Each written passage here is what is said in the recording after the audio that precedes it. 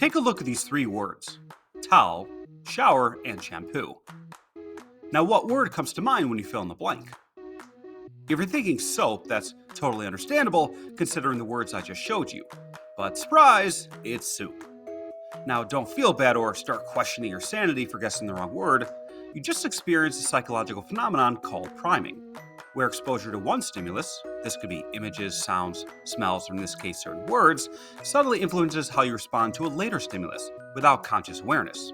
Priming works through the brain's tendency to create associations between related concepts, experiences, or stimuli.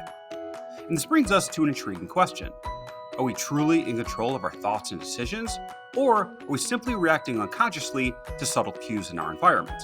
To explore this, let's dive into a few fascinating psychology experiments to reveal just how powerful priming can be in influencing our behavior. In one study, participants were asked to complete a survey in a room. One group, however, was unaware they were being exposed to a subtle citrus cleaning smell while they filled out a survey. Another group wasn't exposed to the scent at all. Later, both groups were given snacks, made a mess, and guess what happened? The participants who smelled the citrus scent were significantly more likely to clean up after themselves. You can say they were subconsciously primed to be more cleanly. In another study, participants were shown two photos of the same woman. The only difference?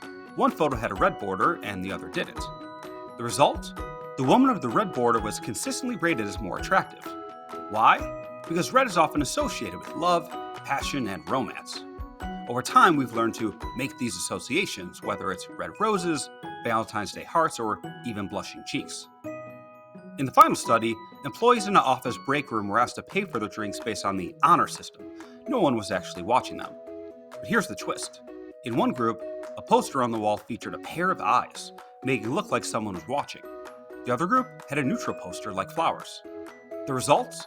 The group with the watching eyes poster was far more likely to pay up. This is priming at its sneakiest. Our brains are wired to respond to subtle cues like being watched, even when we don't realize it. So what's the big takeaway here? Priming isn't just a cool psychological trick. It's happening all around us, all the time.